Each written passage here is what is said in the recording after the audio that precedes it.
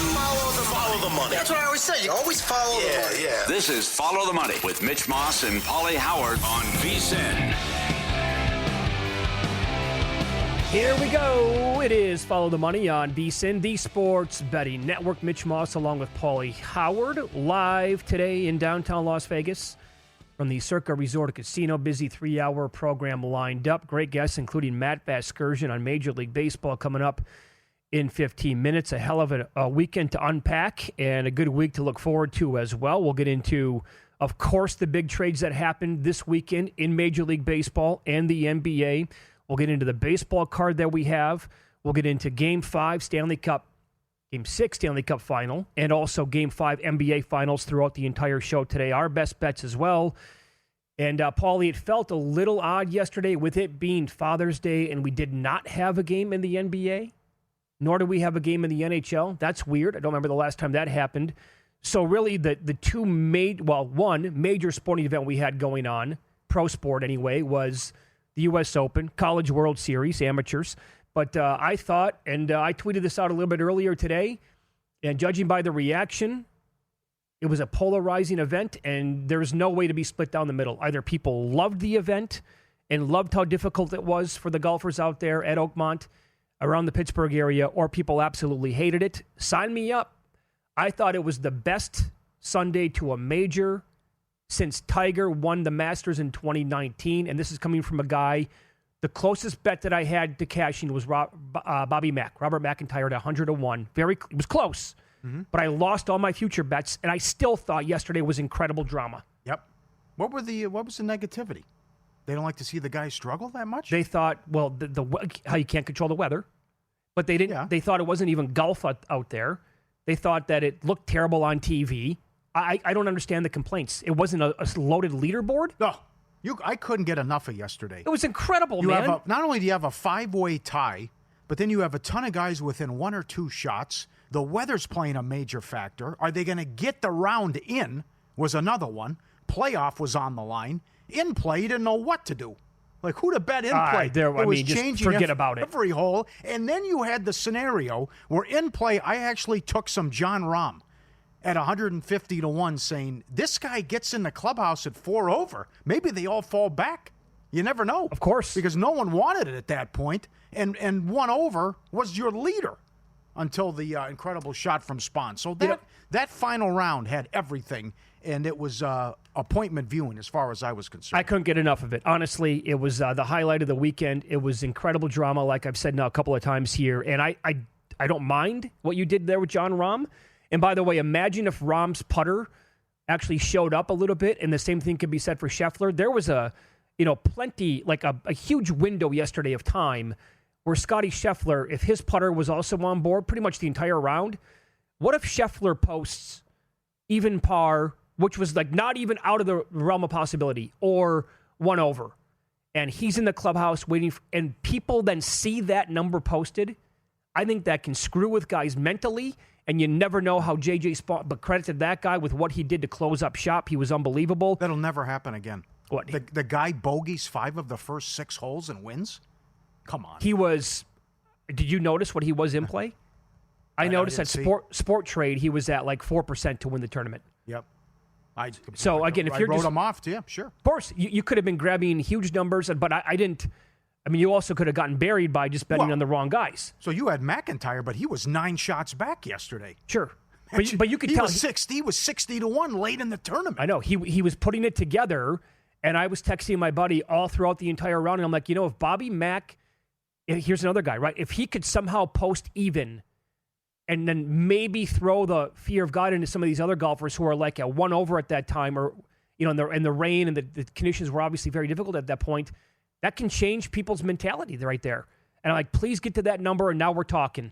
And he couldn't quite get there. He almost did and almost made a run for it. But, again, I thought that, and here's the deal. It's very difficult to hedge in that situation, right? Because there's still a possibility. You could have done a little something, though. Oh, but Hatton and Burns imploded near the same time. That helped you. But there was also a possibility, and this is when Robert McIntyre is now in the clubhouse at 1 over par. It could have played out, Paulie, to where J.J. Spahn and he was minus 105 at the same time McIntyre was 105 before J.J. Spawn teed off on hole number 17. So what if he posts bogey, and then Hovland comes in, and there's like a three-way playoff, and I get absolutely killed on having the McIntyre ticket and then hedging on J.J. Spawn. Like, that angle existed. And then I also could have laid $3 with J.J. Spawn, but then it was more prevalent. But then, again, the drive on 17 for J.J. Spawn was a carbon copy of what Colin Morikawa did at Harding Park a couple years ago to win a major. That drive was unbelievable with what he did, and then he followed it up with a beautiful drive, and that putt on 18 was incredible. Mm-hmm. There was a lot going on there, a ton. Oh, yes. Adam Scott couldn't even finish top 10. How about that for a beat? Guy's one shot back. Guy's in second place. Can't finish top 10. Pretty bad. Now, how about what happened to Sam Burns? That also changed the tournament, where you think he could win, and he was like minus 120 in that range for much of the front nine, and then the controversy with Burns. I have his back. He asked twice for a ruling. He was denied. Standing water. Adam Scott had his back, said that was unplayable. Here it is. This is the video. This is what he's looking at. He's stepping down, water comes up. Everywhere he goes, standing. That's not standing water? I was stunned he couldn't get a drop there and couldn't get some relief. I believe it was Scott Van Pelt who tweeted out after this video showed up on at least Twitter anyway. SVP was like, I would have been arrested. Really? And other people were saying, yes. Other people told me that they were then rooting against Burns for asking for the relief multiple times. I'm like, look at the conditions right there. Now, as Adam Scott explained it, and to his credit, he didn't make any excuses, but you saw Burns was clearly rattled. He was. Well, oh my God, Paul! You can't absolutely say, he was. You cannot tell me afterwards. Well, I was focused with my caddy and we blocked. No, you didn't, because you imploded afterwards. It clearly bothered you. He was pissed. But that's okay. But Scott said because it was slanted, that's why there was so much water there, because that part of the course and hole was slanted, and that's why he said it was unplayable, and that's what Burns said, and it went against him not once but twice. So I have his back. The horrible break with the bad weather coming in, the 40-minute delay, and then that's those are the conditions. And people would just say, well, don't hit it there. Well, okay, all right. Well, don't hit it there. All sure. right. Yeah. Right. Yeah. Okay. Make a hole in one. Now I have Burns back. I think Hatton is just insufferable. I think he's a petulant child. No, he's not. He's not likable at all. It's everyone's fault but his. Of course. It's the club. It's the rough. It's the bunker. It's just, he's losing his mind after every. Did you see how he was acting down the stretch? Oh, no doubt, Paul. This guy's unbelievable. So how about this? The broadcasters, when he actually had a smile on his face, I think it was either to save a par or he birdied one of the shots late yesterday. Could have been too late because he kind of fell apart as well. But the broadcasters kind of laughed and mocked him. Look at that. There's a rare smile on his face. Mm-hmm. He was actually happy because he made a shot and he didn't go pissed off and scorched earth and blame everybody else but himself. I don't get it. You're a pro golfer. You made $878,000 and you hate the world. Yeah, I also, Rory comes out, complaining the entire weekend. Throwing clubs. Yeah. Knock it off, pal. You just won the Masters.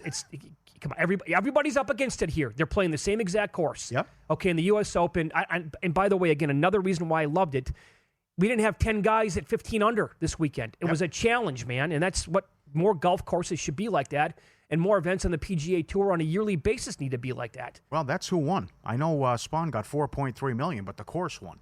I mean, he was the only guy who was under par, and there was that crazy prop our buddy Kelly got in Iowa, under 4.5 golfers to be under par plus money.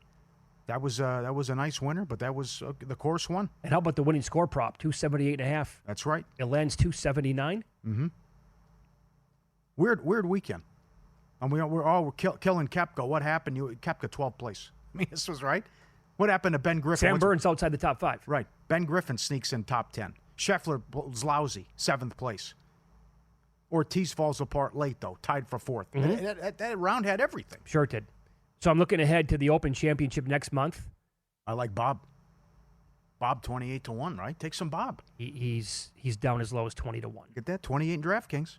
You can't bet Bobby McIntyre at 20-1, Paul. Like Bob 28-1. You like him? Yeah, like Bob. Like his game. What do you think he was before he finished yesterday? Yeah. I got to get that out there. I got to find out from somebody who was staring at the Open Championship odds. He dropped like a rock to win that event. He was probably 50-1 because it is the Open Championship. He won the Scottish last year. He was a popular guy to come back and win the Open as well last year. Obviously, very familiar, obviously, growing up playing on those kind of golf courses. But you like him 28, huh? You want some Hovland? I can't bet him. Can't do it. I added him 6-1 before the event yesterday. Somebody, and again they said this on the broadcast. Boy, don't you think Hovland's due to hit a long one here? I'm like, who thinks that? Nobody on earth after watching this guy. And I love Victor Hovland as a human being. He seems like the nicest guy ever. If you think that he's due or he's about to hit one in a big spot, you haven't been paying attention for the last 5 years. Mm-hmm. It just doesn't happen with him. Another guy who couldn't get out of his own way late was Cam Young. That was sitting right there for Cam Young too. I know. But everyone had an opportunity, but they just, it was like when Tiger won the Masters, and everyone kept hitting in the water. Yeah. That's what it was. It was great. Sure it was. Riveting television. I'm looking at some of these other numbers for the Open. Justin Thomas is 33-1. No. I don't think I'd touch him for anything below like 75-1. Yeah. No way, no how. Koepka's 40 now. No, come on. He was just 100 this past weekend, and he had one good round. No Morikawa, no Spieth. No, none of it. I don't want any of that. How about Bryson now drifted out to 20-1 because he missed the cut? Biggest number you've been able to find on him since last year's PGA and then Open, U.S. Open. I'm coming back with Ben Griffin. Is Ben Griffin is up there? Is he playing? I mean, the guy keeps finishing. Guy keeps finishing top 10, top 5. I see 50-1 on him. Yeah. He made a run. He got to 2 under and was one shot back Saturday afternoon. Up next, the bombshell trade in Major League Baseball, and what can we expect from Shohei Ohtani when he takes the mound tonight? We'll get Matt Vasgersian's thoughts, MLB Network, next here on Follow the Money. It's VSiN, the Sports Betting Network.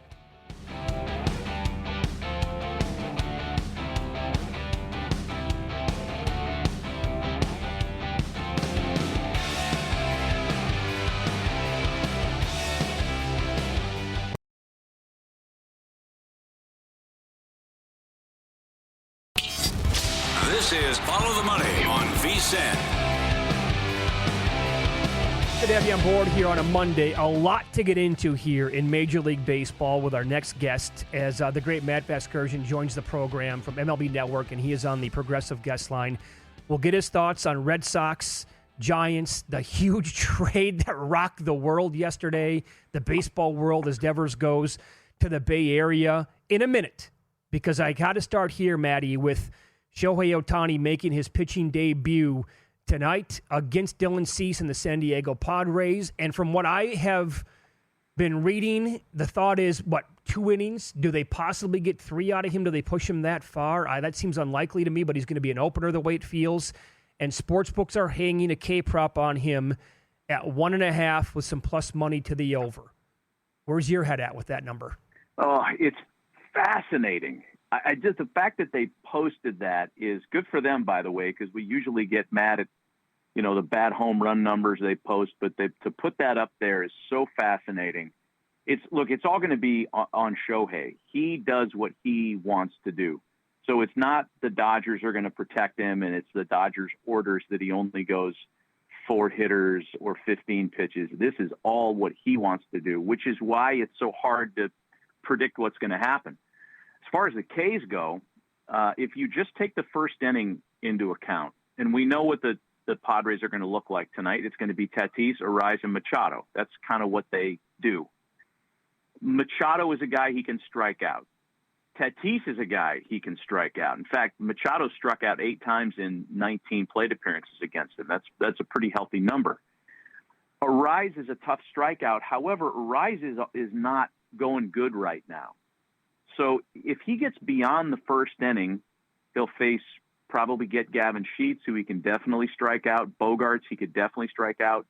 Some combination of Iglesias, Cronenworth. I don't know what it would look like after that. I think if he goes 2 innings, he could get to 2. There's an outside chance he could strike out 2, even if he goes an inning. He might walk somebody. He might give up a hit, which would allow a 4th plate appearance. It's probably not something to mess with because there's so many variables. But if someone said you had to advocate for one thing or another, I'd say, yeah, take the plus money on the over 1.5. Excellent. Very good. Looking forward to it tonight. Good thoughts there. So what'd you think of the big trade? And I understand the frustration with the Red Sox fans. You had the highest payroll in baseball 6 years ago. You trade Mookie. Now you trade Devers. I know the problems. I'm not going to play first base. What do you think of the trade with the Giants and Red Sox and some of the fan base in Boston furious? Well, I think for the short term, the Giants made a great deal. they got a top 15, top 20 at worst offensive player in the sport. They have been dying for a middle-of-the-lineup presence forever. They were willing to go to $370 million on Judge. That helped get his money up with the Yankees. Remember the fake video that they sent out? Hey, Aaron, what are you doing in San Francisco? And they made it look like it was in a hotel. That was the agent putting garbage out there. He was in like a lobby someplace at a restaurant in New York City. And it resonated. But the Giants were willing to go there. They were willing to go to 270, 280 on Correa, if not higher. So they finally got their guy, and they did it without disrupting the Major League roster very much. Kyle Harrison's been kind of up and down. I think reuniting him with Andrew Bailey is going to be important, the Red Sox pitching coach. They got a first-round pick that nobody knows a whole lot about, and a 20-year-old kid that's from the Dominican that people know even less about, and Jordan Hicks, who's owed a lot of money as a setup guy, which is what he turned into. So the Giants didn't give up a ton. And as much as I think it's a good deal for the Giants in the short term, I would say to Red Sox fans who are going crazy right now, and they are, you have to understand that now that the Red Sox are way more flexible financially. The pieces didn't fit together with Bregman and Devers. And Devers was cranky from the moment they signed him. Yep. He wasn't going to play first base when Casas went down. He was pissed about being a DH. He showed up out of shape. He was 0 for his first 21 with 15 strikeouts. The attitude, from what we understand, was not great, and they didn't want Roman Anthony and Marcelo Meyer and Tristan Campbell getting poisoned by a veteran guy who's supposed to be your star and your bell cow who's making the most money on the roster. If that guy's setting an angry tone in the clubhouse, it could have spoiled those kids' heads, and I think that was part of it too. So I do not think the Red Sox made a bad deal. They got out from the money completely. They don't have to worry about the end of that contract being bad, which it's going to be. That's just how it goes. And they get a chance to kind of start over again. The guy that's smiling the brightest right now is Alex Bregman, because he's on the IL. He's got an opt-out after this year. Better believe he's going to opt out, and he's going to come back to the Red Sox with a big hat in his hand, and he's going to say, now you feed me, because it's my animal now. Everybody else is gone. Devers was the last guy from the 2018 World Series team, and I don't think it was that bad of a trade for the Red Sox. The problem I have is, don't you think the team could have gotten a lot more in return for him had they talked to more clubs? Mm-hmm. That could be true, Mitch. That's a good point. But if it had gotten out there that they were quote unquote shopping him, I think that all the return packages would have come down. They would have been even worse eventually. They had to keep this off the street, and they did. I mean, this thing fell out of the sky last night, and anybody that claims they were in the know on this is lying, because they did a good job keeping it tight. So it's kind of a mixed bag. You shop, you might be able to cajole some more offers from people, but if everybody knows a player's being shopped, nobody's going to give you premium talent in return. Okay, fair enough. Follow the money here on VSiN, the Sports Betting Network. Our guest, Matt Vasgersian from MLB Network. Let me throw a couple of numbers at you here then from the Giants' perspective. 7-1 to win their division, or in that range. People might be able to find a little bit better. Around 12-1 to win the NL.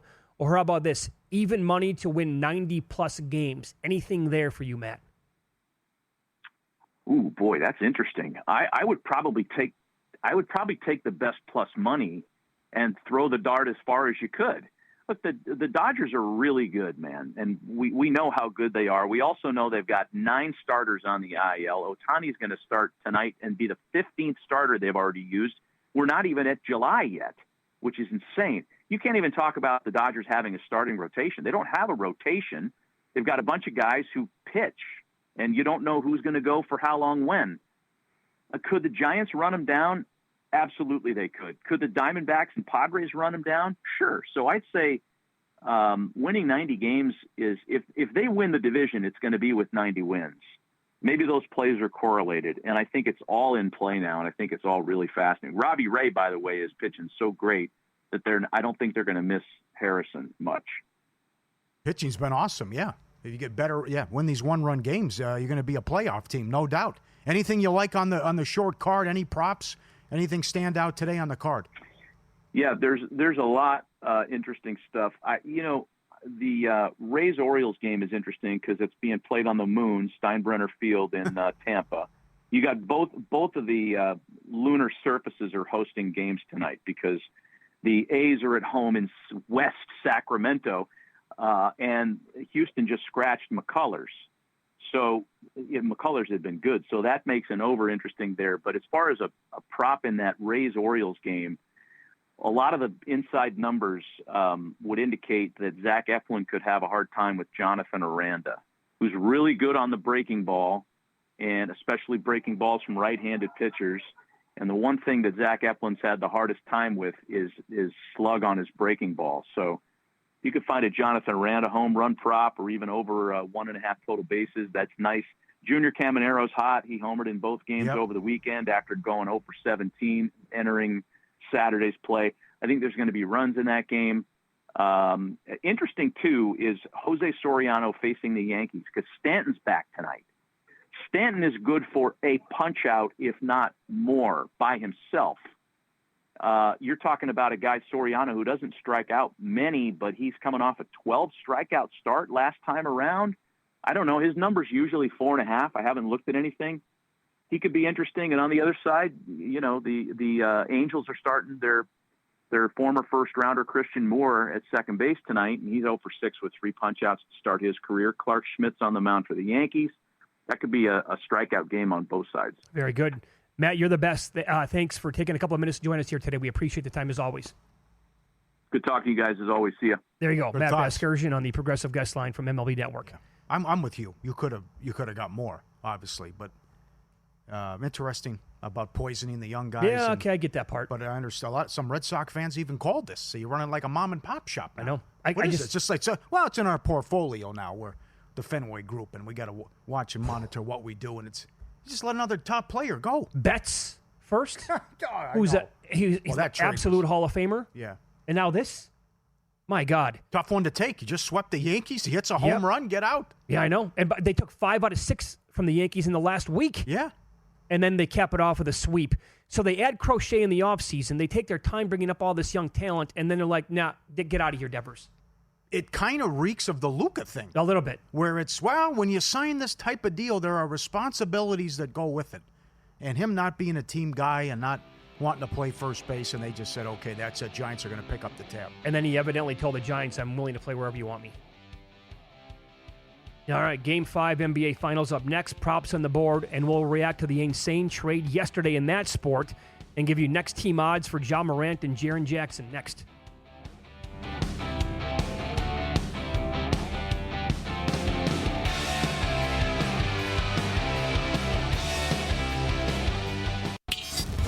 This is Follow the Money on VSiN. Paulie, we get Game 6 of the Stanley Cup Final tomorrow night. It goes back to Florida, and the Panthers have a 3-2 series lead now over the Edmonton Oilers. And in this game, obviously Florida favored back at home as high as about $1.50 in that range anyway. And to talk about it now, we head out to the Progressive Guest Line. Tom Gazzola joins the program, Edmonton Sports Talk. And Tom, good to talk to you again. How are you today? Doing great, guys. Thanks for having me back on. Had so much fun last time. Good to be with you, Mitch and Paulie. Yeah. Thank you. So when you look at the series overall, I don't know, we've had this a couple of times already, right? The first time we had pure domination by Florida, I think people said, okay, I'm guilty. That's probably the series. Edmonton can't bounce back. What happened? They went out and won the next game. And they had to come all the way back from a 3-0 deficit. And now they were kind of embarrassed again the other night at home. I think the same thing is being said right now. It's over. They can't bounce back. Why can't they? Why can't they go to Florida and win tomorrow night? They can. They can. They did it last year. Everybody counted them out when they were down 3-0, and they forced a Game 7.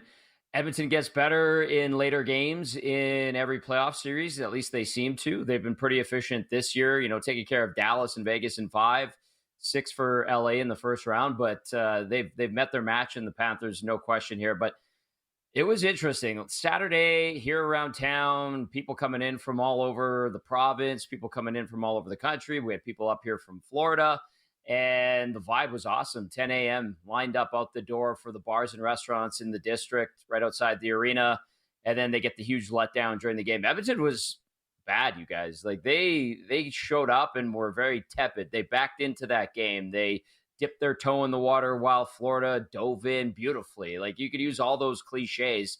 And there was a great one that was a great saying that was used on our morning show today by one of our analyst. He said it's almost like Edmonton, when there's a big moment happening in games and in series, seems to be watching and observing rather than going and making that moment and creating it, and that's kind of what happened on Saturday. And so here we are, the Oilers being the Oilers, backing themselves into a corner, and this is usually where they wind up playing their best hockey. No excuses left tomorrow night, guys, because they need to be better. They need to be assertive. They don't have the ability to go in and be really meek in their performance like they were on Saturday. Good thoughts? Florida struggled in this spot. You know what happened last year, as you mentioned, down 3-0. Could have closed out Toronto at home, lost in Game 6. Could have closed out Carolina, got shut out, so Edmonton's got a shot. But when we talked to you last time, I said, what's your level of concern with the penalties and how bad the kill's been? You said sky high. It's carried over here. What's going on with the penalty kill and taking silly penalties? Yeah, they don't learn their lesson. And you know who's guilty of it the most is Evander Kane. I mean, there was a point earlier in the series where he actually got sat for a little bit because took 2 bad penalties in Game 3 early on in the first 10 minutes, offensive zone, high stick on Brad Marchand. I mean, we could joke that Brad Marchand's 5'8", and you got a big guy like Evander Kane who's 6'2", and he gets his stick up to try to finish a hit, and he catches him in the face. Great sell job by Marchand. That's how I would do it if I was playing in that game. The refs bite on it every time. And then he took a bad cross-checking penalty, goes out the next game, takes a bad early penalty as well. They need Evander Kane to be engaged. They need him to be physical, but the bad penalties early in games have really derailed the Oilers and allowed Florida to kind of get some momentum and build their game up while Edmonton has been left on the PK. And like we're talking about, their penalty kill, the Oilers, has been bad all playoffs. I mean, when you're rolling at like 65, 66% on the PK for 2 months, that's not a recipe for success, you guys. And then the power play couldn't bail them out the other night as well. So concern with the special teams. If you focus in on Saturday night's game, that's going to have to turn around certainly for tomorrow night, especially the power play, but PK all playoffs long. I mean, it's just been bad, guys. Who would you start in goal? Stu Skinner. No hesitation. Okay. I know they tried to tap into the magic of Calvin Pickard in his 7-0 the other night. I don't blame Chris Knoblauch for trying, but it wasn't there. And it wasn't Calvin Pickard's fault that they lost. I wouldn't put the blame on him. The team in front of him wasn't particularly great, but this is a situation where Stuart Skinner has been here before. He had to sit a couple of games in the Vancouver series last postseason, came back really strong, helped carry them to the Stanley Cup final and Game 7. This year, he got sat for a bunch of games. And then when he finally got the net again, when Calvin Pickard got hurt in that Vegas series, he really did buckle it down and come out strong. So a little bit of a same scenario playing out here, and we'll see if he can take advantage. But I think Stu Skinner is the guy you go to tomorrow night. Follow the money here on VSiN, the Sports Betting Network. Our guest, Tom Gazzola, Edmonton Sports Talk, and he is on the Progressive guest line. So in stretches during these individual games, Edmonton has played like outstanding hockey. They had to get back in some of them and win it, right? But they have not played an A game yet. I think Florida probably has played at least one A game, if not 2.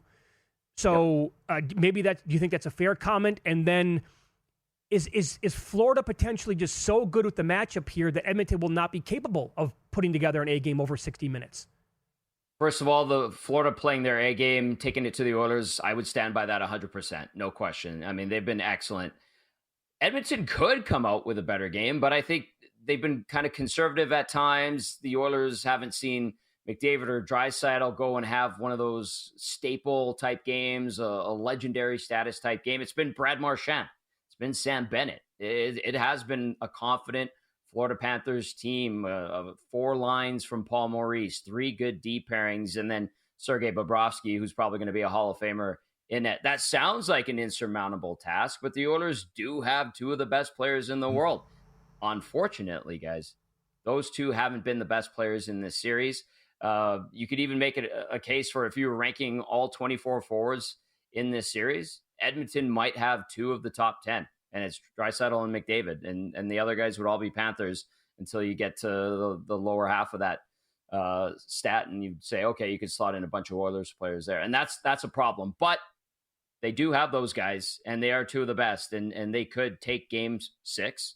And then they can force a Game 7, and anything can happen in Game 7. It's the magic of the NHL in Game 7. Mm-hmm. If you had a vote, and I'm just going to say it's 3-1 Florida tomorrow, Reinhart has a goal, Tkachuk scores. Who would you give the Conn Smythe to? Ooh, and no Sam Bennett in there, right?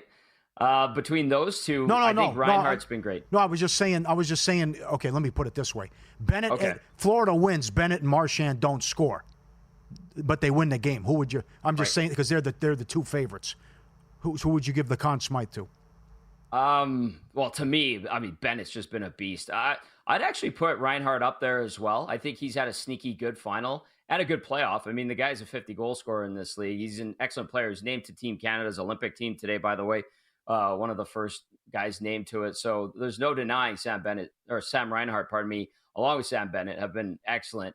Tkachuk a little quieter. He did have that 2-goal game where he put a bit of a stamp on one of the games in this series, and he's done that with whatever's been bothering him. Maybe it's that groin still, but in that case, I'd go Bennett and then Reinhart, depending on who comes to the forefront in Game 6, and then if there's a Game 7.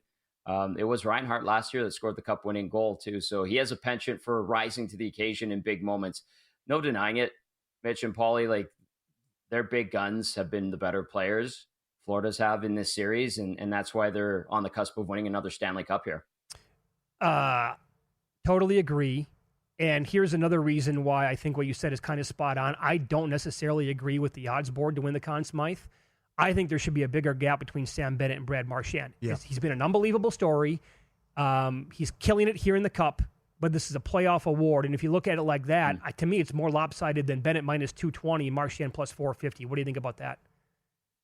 I'm with you on that. I know for the sake of argument and radio and TV, it's more fun when we go toe-to-toe, but I actually do agree. It is a good reminder. I know in the NBA, it's the finals MVP. In hockey, it's the entirety of the postseason, and Sam Bennett has been the guy. I mean, he's having a magical season. We saw him at the Four Nations face-off with Canada. Just an absolute beast. And he's one of those guys, up here in Edmonton, we've been calling the Panthers and their style rat hockey.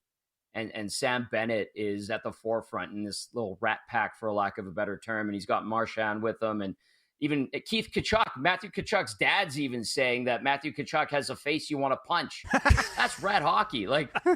That's what these guys are doing. They're so good. If you knock one down, there's another one coming out of the hole to bother you and pester you. So fair statement. I'm with you, but these guys, they're annoying, and those are the type of hockey players that are the most frustrating to play against. And the worst part of it is they back it up with great skill too. Tom, in 20 seconds here, do you have a favorite bet for tomorrow night?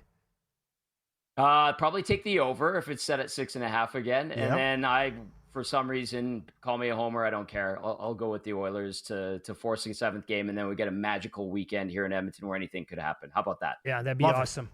That'd be great. Yeah, you can follow Tom on X at Tom Gazzola, Edmonton Sports Talk. Thank you, buddy. We appreciate the time as always. Thanks for having me again, guys. Always a pleasure. Good luck to the Oilers tomorrow night, and he was on the Progressive guest line. Marchand has already cashed 4+ goals in the Cup, 10-1. Bennett was plus 550. What was 6 on Marchand? That I don't know. 80 I know 1? You talked about it on the air. You threw it at me. Should we take 90-1, 85-1, Conn Smythe? I said Game 5 NBA Finals. Props on the MLB card coming up.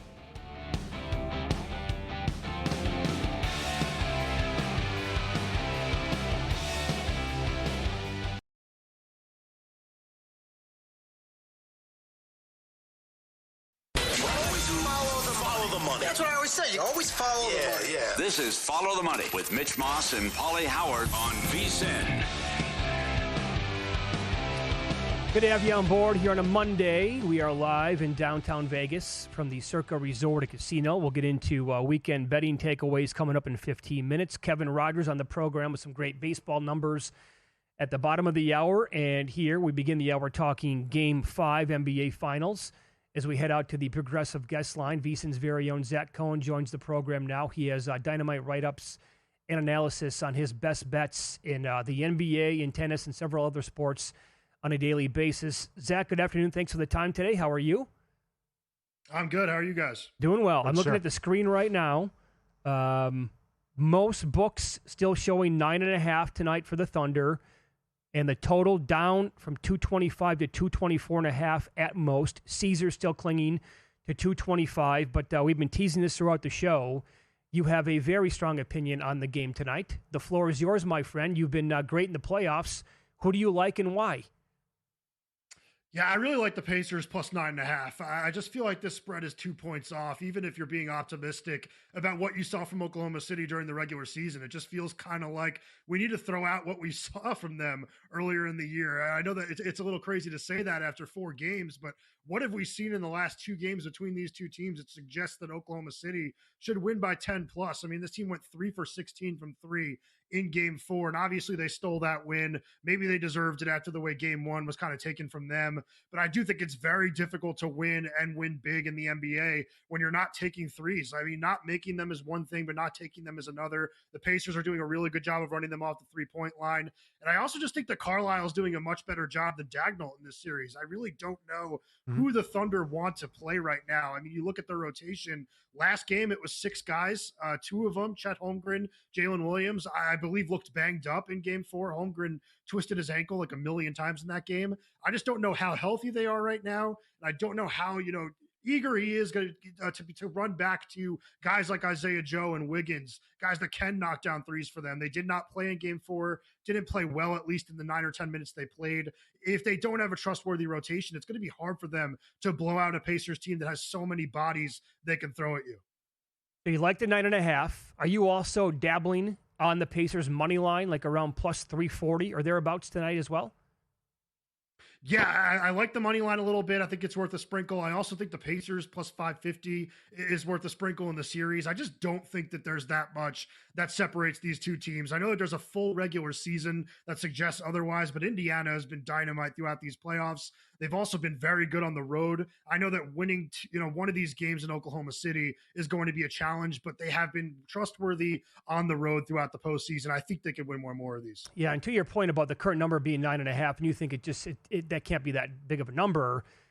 Should we not be putting more stock into Indiana since like the beginning of the season? Neesmith was hurt for a while, came back. They've been a different team. And oh, by the way, since that date, and that could be arbitrary to some, but since the beginning of the year when the calendar flipped, second best record overall behind Oklahoma City. And then what they have done in the playoffs so far. And yet we're still seeing like Oklahoma City powered to the moon. And I hear people say, Indiana, okay, but just they don't do it for me. Yeah, well, that's what's funny. I keep seeing people saying that all these Eastern Conference teams should go all in the offseason because Indiana's in the finals. They're not just in the finals. They're tied 2-2 with this historically good team. So maybe the Pacers deserve more credit, like you just said. I mean, since December, this has been a top 7 team in terms of both offensive and defensive efficiency. We've now seen them, beat Cleveland in the playoffs, a team that other people thought could win the NBA title. And obviously health wasn't on Cleveland's side there, but they did have a few games where they were healthy and the Pacers did take it to them. So I just think we need to treat this Pacers team like they belong in these NBA finals. It's not the same team we saw to start this season. Great point. And also, that's one of the reasons why the Magic made that trade for Bane. They said, well, look what the Pacers just did. And they said, well, they got the second best record since January. I mean, it's everyone's treating it like it's kind of a fluke. Good point. Yeah, and I get that. I love the Bane trade for the Magic. I think going out and getting a shooter like that when you desperately need three-point shooting is huge. I just do think it's funny to hear people kind of disparaging the Pacers while making these claims about the Eastern Conference offseason. Okay. How about Ben Shepherd over 2.5 points tonight? What do you think? He's gone over in every game.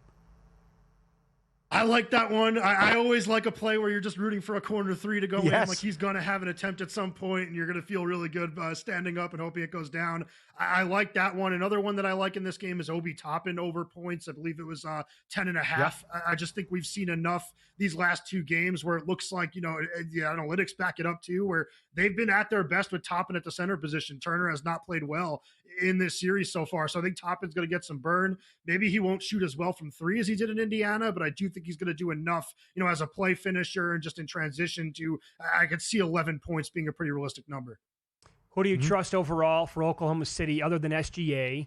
I was making the case for Alex Caruso maybe a little bit earlier. And then what do you make of SGA's points prop tonight as well, fluctuating between 33.5 and 34.5 in this game? Yeah, I think the over is always going to be a good play, just given the volume, and I do think he's going to get a better whistle at home than we saw it in Indiana. I do like Isaiah Hartenstein to have over 8.5 combined rebounds and assists. That was plus 105 last night. Still out there at minus 140, which is a little juicy, but he has been going over this in 2 of the last 3 games. I think that they are kind of trusting him to kind of go out there and create a little offense for them. I know that they are putting the ball in SGA's hands a lot. I know Hartenstein's not a guy that people think of as a playmaker, but he is a really good playmaking hub for them. And I do think that his offensive rebounding has been big. So I think that he's kind of won the trust back of Dagnall. Like I said before, like they're only playing 6 guys now. Hartenstein's back up to playing 20 minutes or so. And I do think he's going to be able to do that tonight. So I think 8.5 is a very reasonable number for him. Zach, the total again at 224.5, most spots now, still at 225 out there. And we've seen this be an under series and it trending that way. Is it pretty much the right number at this point in your opinion, or maybe still worth a play to the under? I think it's still a little bit too high. I really like the under tonight. I did end up taking the Pacers as a bigger play, and I don't really want too much action, so I'll probably just stay away from the total. But if you look at the pace of play in this series, these teams are playing kind of like the 20th fastest team in the NBA in the regular season. So it's been slower. The Thunder have had success in slowing the Pacers down. And like I said before, if the Thunder are not shooting a lot of threes and not making them at a high clip, and if they're doing a good job of defending the 3-point line on the Pacers, it's going to be really hard for these games to go over. I mean, it was 221 in game 1, 223 in game 3, and 215 in game 4. It's been going under and it hasn't really been close. So I think that unless we see some outrageous shot making in this game, it should go under.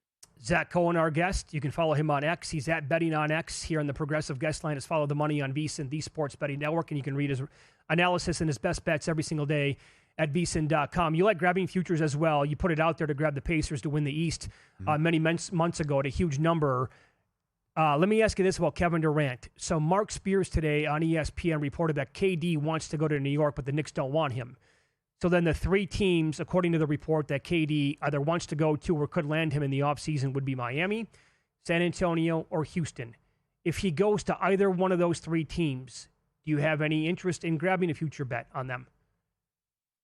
Yeah, I think the Rockets with KD is an instant title contender. I just think adding a shot maker like him to what they already have, especially when talking about not giving up much of your rotation to get him. I mean, if they lose Jalen Green and they lose Jabari Smith, that's not, too much from what we saw against the Warriors in the postseason. So I think this is a team that is going to be really dangerous if they could bring in a 30-point per game scorer. So I definitely think Houston's a team to monitor. I will say I think KD is going to end up with Minnesota.